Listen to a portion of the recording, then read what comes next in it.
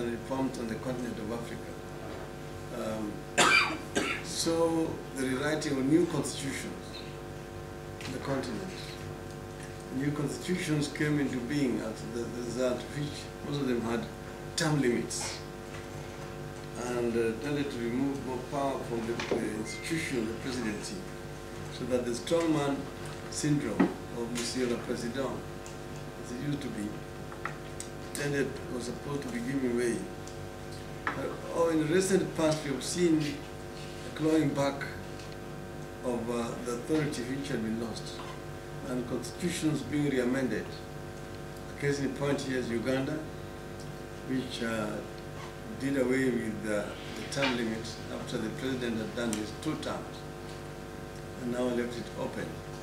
Here now is doing, I think, his 6th term or whatever. We've seen it again in Rwanda. Okay. Now the DRC, which I mentioned, the president is now appointing a new commission to start again looking at the constitution, having extended the date of elections from last year to next year.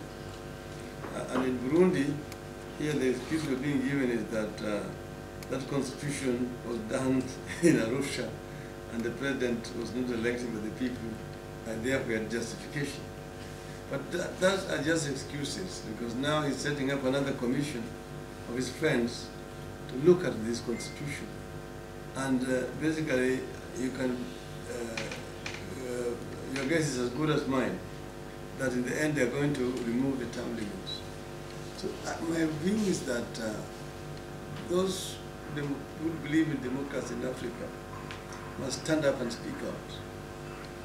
Either we have the term limits or not. In my view, 2 terms is more than enough for somebody to initiate meaningful programs and then exit the scene. Or we go for a parliamentary system if you want to stay. Then you can stay forever, because then the people will give you you have to get the majority in parliament, and you can also be removed at any time through a vote of no confidence. But if you got a fixed term, then 2 terms, in my view, is more than enough for somebody. And we should not give excuses to these people, these despots who just want to extend the term and stay there and take us back to where we're coming from. Thank you, Honorable. Mr. Chairman, I'm co-chairing with you. I think we are now put into a really big situation whereby somebody, somewhere, somehow raised a very fundamental question in the morning, that religion and politics seem to have been mixed. And because of this mixture, it becomes like a salad. I think it is vitally important to understand the political philosophy, which must be understood in contradiction to the political sciences. The distinction between political philosophy and political science is the fundamental distinction between philosophy and science itself. This said distinction is relatively recent origin. For by origin, the two were not distinguished before they were natural. And it is there where my sister's question comes. Is it natural for anybody in this sector to justify that a woman, a slave, are second-class persons? Of course, if it is natural, it is on a fallen nature of man that makes and subjects another person to be a slave, to be somebody who is lower than the other. Otherwise, the issue is we have to distinguish what is natural, and that is God, and therefore the Word of God. What is the Word of God saying about politics and democracy and whatever? And on the other hand, the law. until you get to know that there is the Word of God and here there is the law. The law points at sin, and therefore, because it looks where there are problems, and therefore sin is punished, while the Word of God on the other side shows us the kindness of God and therefore the grace. And we are not saved by the law, we are saved by the grace of God. Politics then falls into these two. What is the God talk about politics? About the situations that we have been grumbling with. And what is the law saying? And you, the politicians, know very well how to use the law so as to quieten the church. You use the law by saying, this is the law. And sometimes in Uganda, we, the church leaders, were told, you are apolitical. You can't go beyond baptizing, confirming, and whatever. And when time for elections is nearing, is when you will see the church being brought close and closer. Is when you see the politicians wanting to run here and there, coming with their money to churchmen, and if you are not that straight, by refusing the money, you become a culprit. And after you have received the money, this hand gives, the other hand mouths out. That one is a corrupt bishop. That one is a corrupt priest. So we are talking with a very complex situation. And the definition of democracy, or to me, you cannot talk about democracy outside peace for all, freedom for all, justice for all. In these three components, to me, that is what makes the politics for all, the justice for all, and the freedom for all. If we like to discuss then these issues within these parameters, I think we shall get somewhere than getting ourselves locked like water locked in a basin. So I submit. Thank you. He was number one, then number two, number three. Thank you, sir. I'm sure the discussion is as important as the first one we had this morning. And just as the first one, it's difficult to actually come up with a clear suit or one suit fit all solution. We're discussing democratization, religion, and the pursuit of peace in Africa, the role of the church.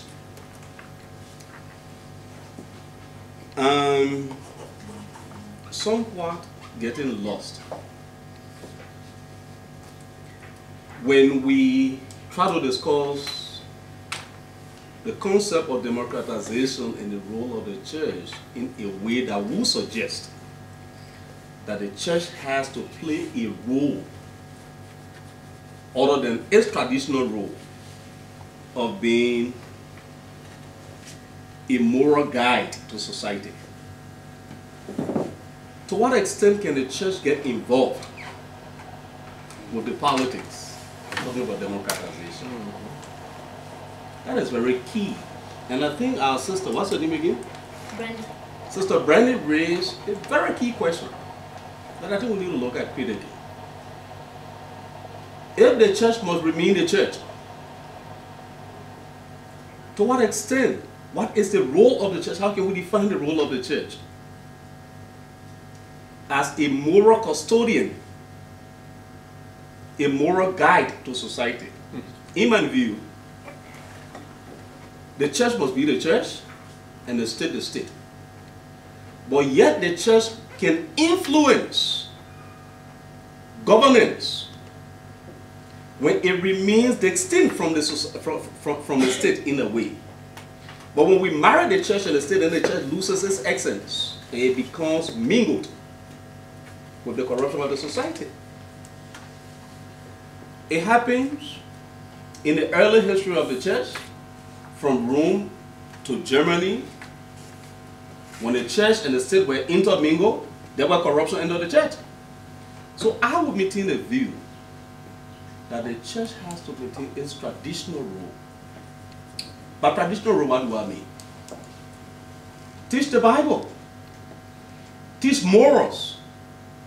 If I am told not to steal from the church, if I'm told to love my brother as I would love myself, if I'm told that I should not covet what belongs to the next man, and I grow up with that moral training and enter the society, that doctrine, that training that I have received remains with me, and I take it to the society. That's why Jesus said what?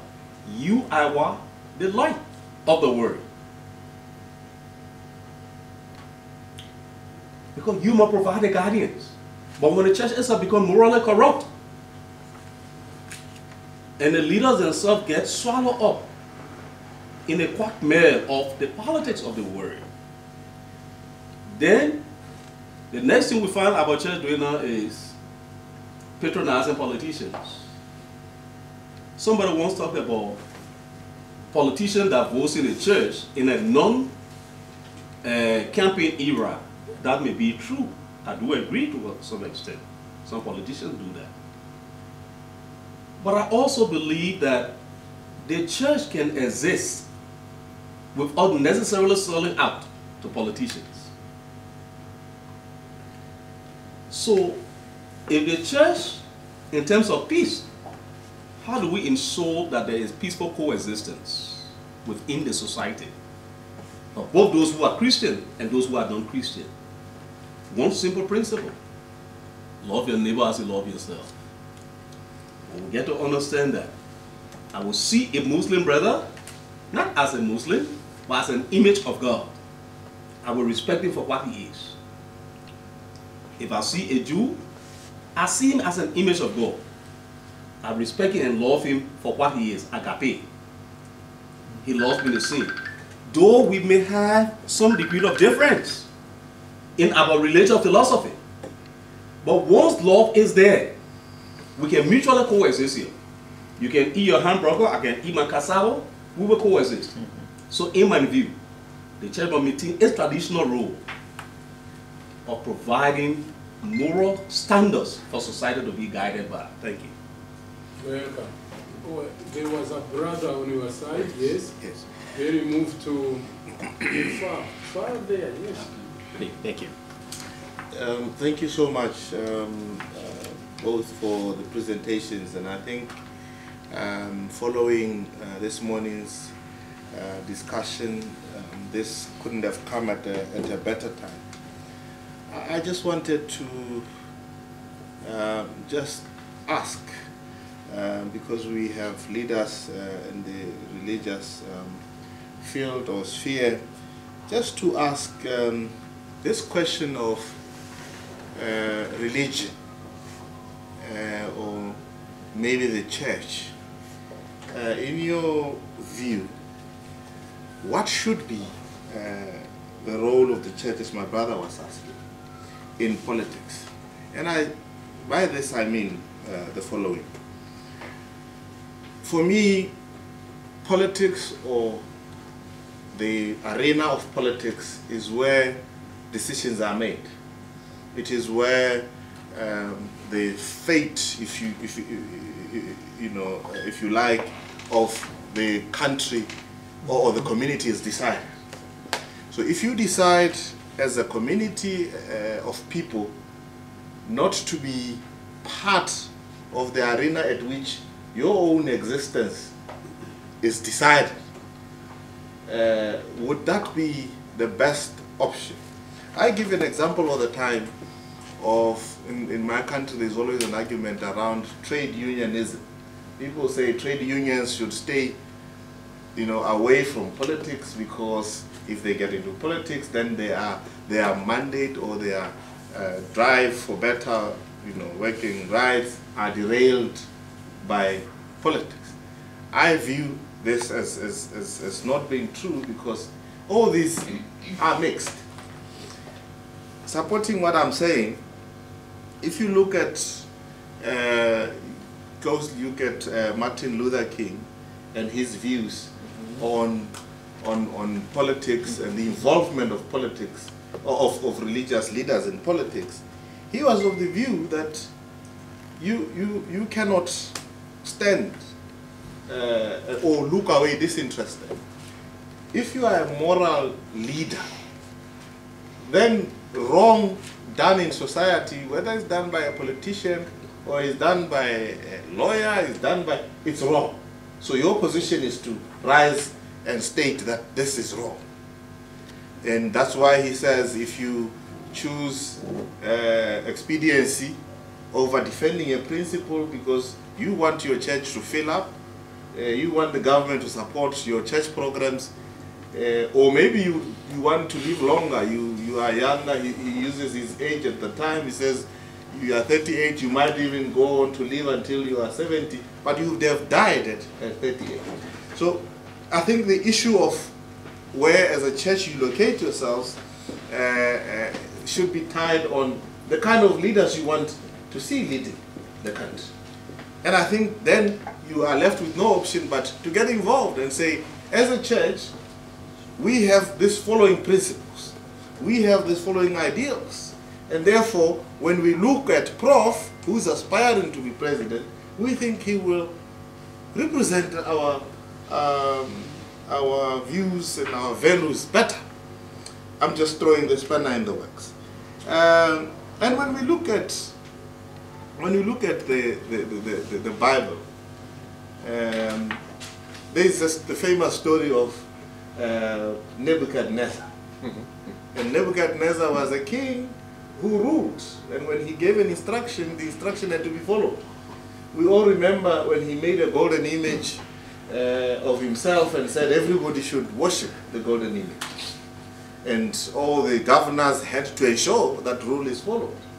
But we know of the story of Shadrach, Abednego, and Meshach, who said, no, we won't follow this rule because it's an unjust law. So that's when now you come to the concept of civil disobedience, as has been pronounced and articulated by the likes of Martin Luther King. So I think, for me, all these concepts, all these ideas that I have in my mind tells me that nobody in this world, in this modern world, has an option of not, finding themselves entangled in the political. Because if you stay out of the circle, then we will decide one day that Christianity is banned in my country. And you are outside of the decision making, you will quickly, as clerics come up and want to see me in State House, I say, no, but the law has been passed, so you should disband. We had a discussion of a law recently in my parliament where the president just felt, no, there is a proliferation of churches around. So what we are going to do now is, if you want to register a church, we are going to increase the required number from 10 to about 300. Just now, the bigger churches that are coming from outside don't have a problem with that. They can find 300 people easily because they have the finances. But the smaller churches internally in country, they say, no, but now, where will we get 300 because we are 20 and we've been worshiping for a long time? But because you are not part of the decision making, or perhaps you didn't think politics was clean enough, now you need to come to a member of parliament who you don't know for the first time. You need to look for him and say, when you get to that bill, please don't support it. But if you had ensured that a member of parliament... Can I raise an observation? Yeah. Observation, thank you. Yeah. With all due respect to Bankole, it would seem that he misunderstood our argument here. When we say the church must be extinct, we didn't say the church must be a mummy or should remain dumb. We are saying, and we maintain, when the church separates itself from the state operationally, the church becomes more powerful. In basic studies, we learn that the family is the smallest, but perhaps the most important of all social groups. The man who is a parliamentarian, from where does he come? He comes from a family. Isn't that so? Yeah. If the church trains up a family that grows up in the church and understands the moral value, understands the fear of God, that person goes into the greater society, he becomes a politician. We are not saying Christians should not be politicians, that's not what we are saying. We are saying the church itself must draw a line. That gives the church more power that when the church speaks with one voice, the state trembles. When the state is going morally wrong, the church can correct the state.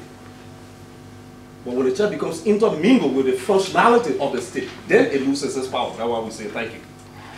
Well, I think we need to get to know who is the church. Yeah. Because we are talking of the same person, of the same person.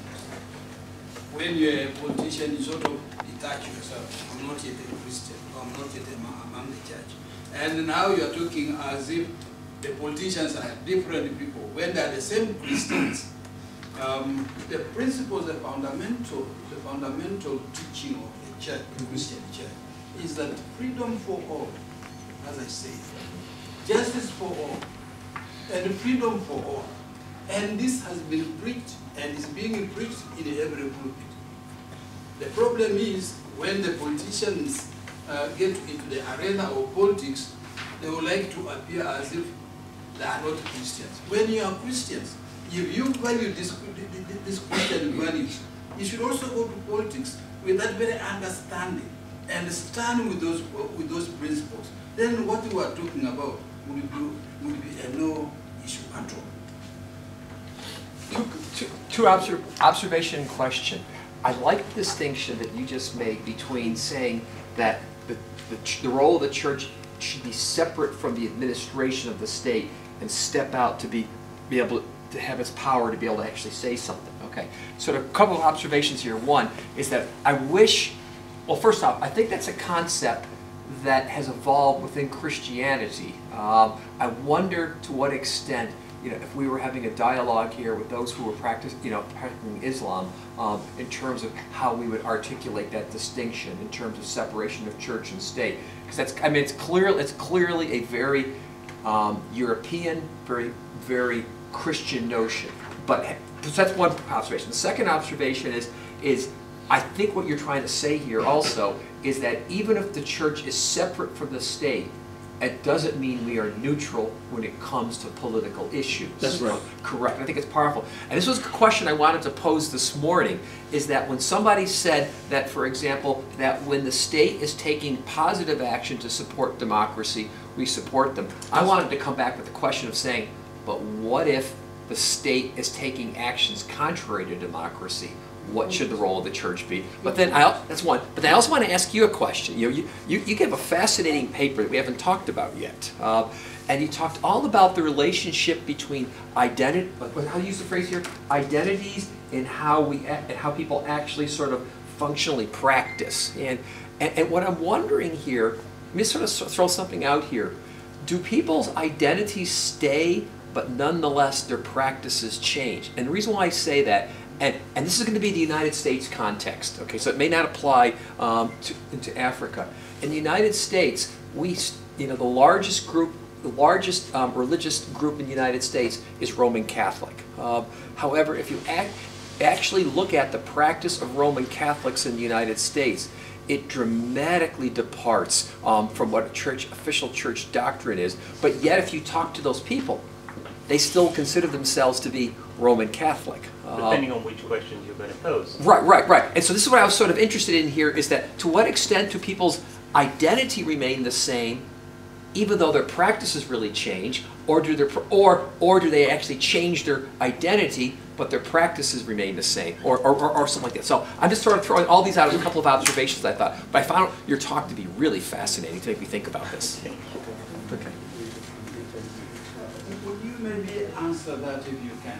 Myself?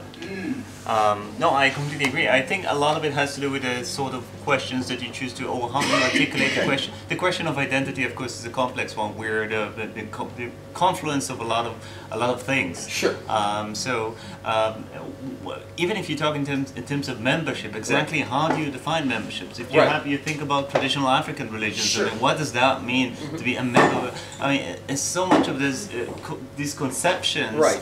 they fit a very particular framework, Right, right. which we then try to apply to other traditions, other landscapes.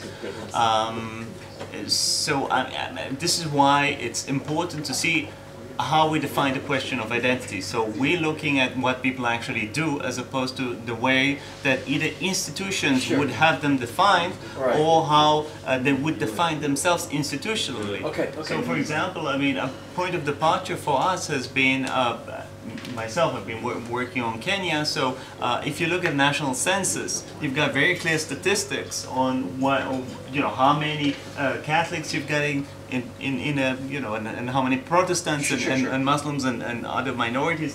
Of course, you can break it down though, because that in itself, that gives, I think, a somewhat distorted image. It gives a lot of power in the hands of the church, whereas if you look at what people actually do, Right. and again, I don't know how to translate all of that into actual dialogue, but it's really important if you're thinking about how what kind of power the church has. Right. Then we have to recognize this gap somehow. I agree. Who's invited to the table? Who's talking on behalf of whom? Who really is the church? Who really is the church? Yes. That's a beautiful. That's right. That's right. You know. Yes. Thank you very much. I believe, in my opinion, the church, the religious leaders are the ones in the church. Religious leaders, they have a serious role to play in terms of politics everywhere. I'm going to bring my country context again here. How much my country value religion. In my country, it's not a constitution. Which country? Sierra Leone. Sierra Leone. Yes. It's not constitutional, but it's just very traditional that if the president or the presidential candidate is a Muslim, the running mate, the vice presidential candidate, has to be a Christian. That is how they value religion, that it has to be a blend of religious representation. Yeah. So why are we dividing religion from politics? No. I have a professor who taught me logic in school. He says politics is the most effective criminal organization in the world. I don't know if you can agree or not. That's why he defined politics. He said it is the most effective criminal organization in the whole world. Good. But in my country, religious leaders, to me, they are the moral guarantor of democracy and good governance. And I think it should be the same everywhere. They are the moral guarantors. You should be the moral guarantors. You don't support candidates. You support policies. You support issues. You actually discourage the sitting president or governance or whatever happens in the country. You have to have your say. The inaction of religious leaders mostly is bringing problem. And mostly, again, when there are these problems, when problems occur in the country, the government system call on the religious leaders to come and help them. Come and help us. A typical example happened in the 2012 elections in my country. What happened? The opposition, we failed to accept the result, that we are cheated. There was a Cold War existing. Government cannot form cabinet, government cannot function, some people of the government cannot go to certain parts of the country. There was a standstill situation. So the religious leaders came together. That's why in my country we have the Islamic Council of Imams, we have the Council of Churches, and we also have the Council of Religious Council, Interreligious Council, where the pastors, the priests, and the imams, they meet. They have a council, they discuss. It's a big office in Freetown. They have a very big office. The Interreligious Council, they came together, they engaged the government, they engaged the opposition. Unfortunately, I was part of the arrangement. They had to talk to you about how we should keep peace, how peace is important, how politics is not more than your people. They try to encourage you. to do the best thing for your country. So to me, if we say religion or religious leaders should not participate in politics, to me it's not right. I think religious leaders should have things to do in politics. It's not that they have to support candidates. It's not that they have to support political parties. But they should be apolitical in such a way that they should be very sensitive to policies, to constitutionality that govern the country. That if it is good, they say it is good. If it is not good, they say it is not good. And in this sense, if we have a situation, of course, for some country, their constitution do not allow religious leaders to even make political statements. But to us, our constitution is open. We are not barred from making any political statement. And mostly, when there are chaos or there are critical issues in our country, everybody look up to what the interreligious council is going to say. It's very important in our country.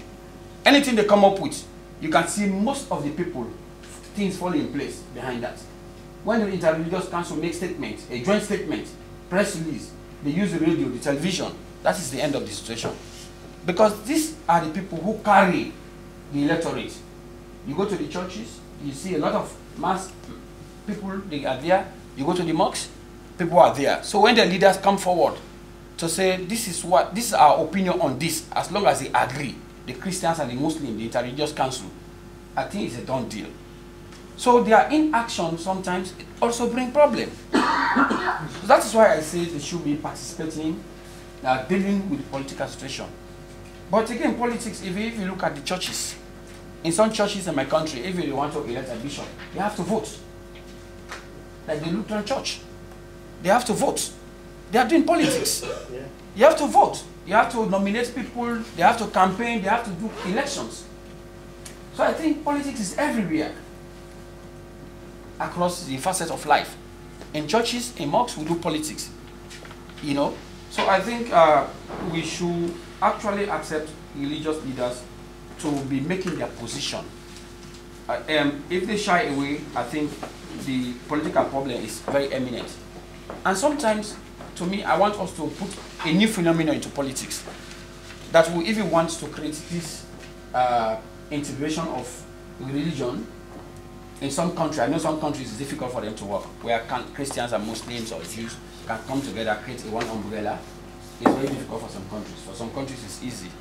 But I want to say, one thing that is very interesting with the United States politics, institutions do a lot of endorsement for candidates. You can see, they can say this group of people, this set of people have endorsed this